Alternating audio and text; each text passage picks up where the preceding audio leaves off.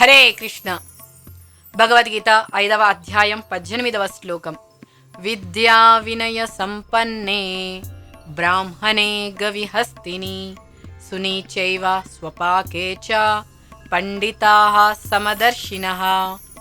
వినమ్రులైన యోగులు నిజమైన జ్ఞానబలంతో విద్యా వినయ సంపన్నుడైన బ్రాహ్మణుని, గోవుని, ఏనుగును, కుక్కను, కుక్క మాంసం తినేవాడిని అంటే చండాలుని సమదృష్టితోనే చూస్తారు.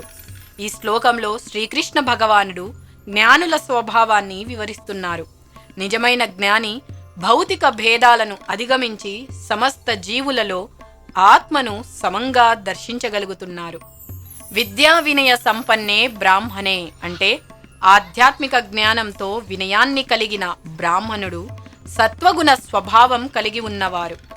గవిహస్తిని, గవి అంటే గోవు, పవిత్రమైన జంతువు గోవు.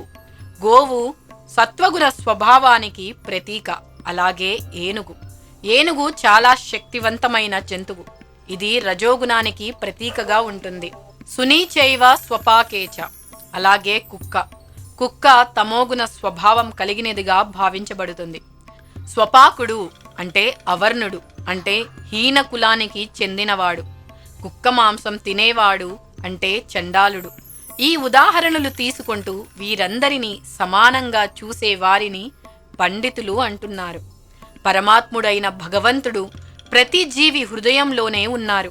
భగవంతుని గురించిన ఈ అవగాహనే నిజమైన జ్ఞానం అంటారు. వివిధ జీవజాతుల్లో దేహాలకు సంబంధించినంత వరకు భగవంతుడు ప్రతి ఒక్కరి పట్ల సమానంగా కరుణ కలిగి ఉంటారు. ఎందుకంటే అతడు ప్రతి జీవికి తన స్నేహితునిగానే భావిస్తాడు. జీవుల పరిస్థితుల్లో పట్టింపులు లేకుండా భగవంతుడు పరమాత్మునిగానే ఉంటారు. ఇక్కడ బ్రాహ్మణుని దేహము, చండాలుని దేహం సమానం కాకపోవచ్చు. కానీ ఇక్కడ పరమాత్మగా ఉన్న భగవంతుడు ఇద్దరి శరీరంలోనూ ఉంటారు. దేహాలు భౌతికమైనవి అంటే దేహాలు వివిధ ప్రకృతి గుణాలకు బద్ధులై ఉంటాయి. కానీ దేహాలలోని ఆత్మ పరమాత్మకి సమాన ఆధ్యాత్మిక గుణాలు ఉంటాయి. అయినా ఆత్మ పరమాత్మల గుణం ప్రకారం సమానంగా ఉంటాయి, కానీ వాటి పరిమాణం రీత్యా సమానం కాదు.